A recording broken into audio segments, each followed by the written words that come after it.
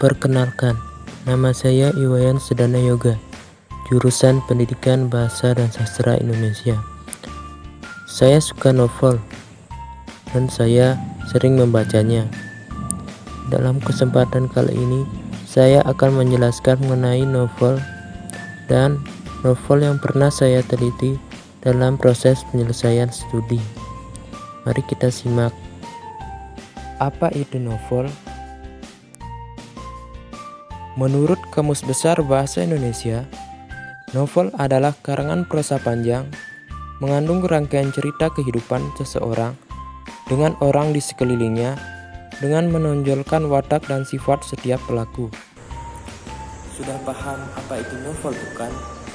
Sekarang mari kita simak mengenai novel yang pernah saya teliti dalam menyelesaikan studi.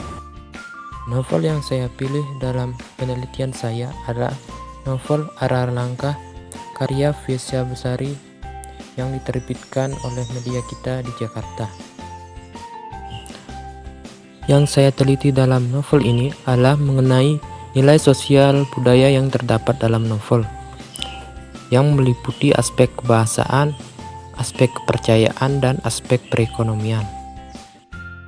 Dari aspek bahasa yang saya temukan, dalam novel Arah Langkah menggunakan bahasa Indonesia, namun juga disisipi oleh beberapa kosakata bahasa daerah yang meliputi bahasa Sunda, bahasa Nias, bahasa Bugis, dan bahasa Manado. Dari aspek bahasa Sunda yang saya temukan dapat kita jumpai pada halaman 5, paragraf 3,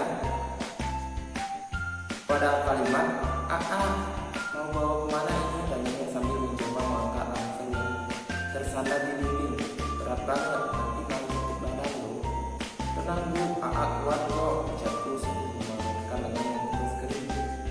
Nyekit gimana, kumaha ayah dosa, tanyanya lagi. Ada bu, cukup tinggi. Pada kalimat nyekit tuanga kumaha ayah dosa ini adalah bahasa Sunda yang diucapkan oleh ibuku Vesya Besari saat anaknya hendak pergi ikut berpetualang. Ibunya bertanya, nanti makannya bagaimana, apakah ada uangnya, dalam bahasa Sunda.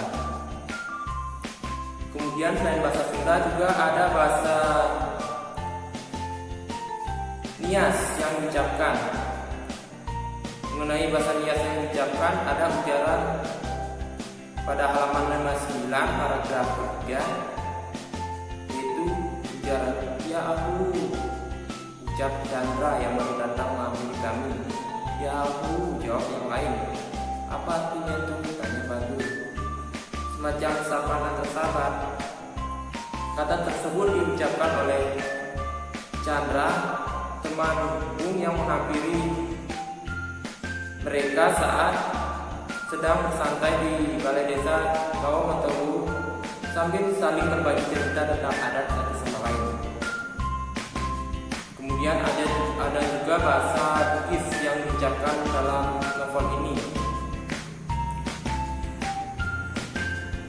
Mengenai bahasa Bugis yang digunakan, ada ujaran agak kareba, ucap seorang dari kejauhan, mencuat dari sela keramaian. Kata ini terdapat pada halaman 132 paragraf 2. Agak kereba ini adalah ucapan salam bagi masyarakat di Kota Makassar yang diucapkan oleh temanku, yaitu Aci yang menghampiriku yang dikenalnya lewat Twitter. Selain bahasa Bugis, ada juga bahasa Manado yang digunakan. Bahasa ini terdapat pada halaman 201. Contoh kalimatnya, kenalan dengan nama Baduy, Brem dan Bung, kata Bang Wawan pada seluruh anggota pelayanan. Kalimat ini dikatakan oleh Bang Wawan saat akan mengenalkan Bung dan teman-temannya saat para anggota Pahyagaan masih sedang sibuk untuk menyiapkan makanan. Pada halaman ini juga terdapat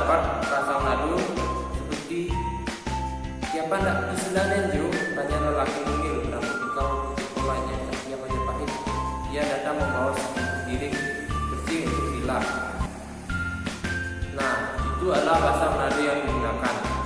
Ada juga beberapa ujaran yang tidak saya sebutkan mengenai bahasa-bahasa yang digunakan. Itu adalah sedikit contoh yang dapat saya sampaikan.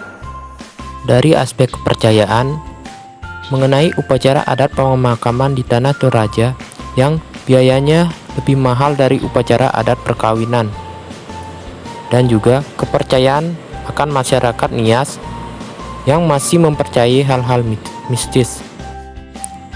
Dari aspek perekonomian, yaitu kemiskinan yang dialami masyarakat desa Bawo Matalawu, para pemuda masih menetap di desa dengan bekerja melakukan atraksi lompat batu atau Fahembu. Dengan usaha dan kerja keras, para pemuda di sana dapat mendapatkan penghasilan tambahan bagi mereka. Selain mengenai nilai sosial budaya, novel Arah Rangkah karya Fiersa Besari dalam pembelajaran sastra di SMA dapat digunakan sebagai bahan ajar karena terdapat relevansi sesuai dengan silabus mata pelajaran bahasa Indonesia. Dengan mempelajari kompetisi dasar 3.3 menganalisis teks novel baik lisan maupun tulisan, siswa dapat diajarkan untuk menganalisis nilai sosial budaya dalam novel. Demikian video saya kali ini, semoga dapat bermanfaat dan meningkatkan minat baca seseorang untuk membaca novel maupun karya sastra lainnya, dan juga menambah pengetahuan dan wawasan. Dan di era pandemi ini, jangan lupa untuk selalu menggunakan masker saat berpergian atau keluar. Demikian, terima kasih.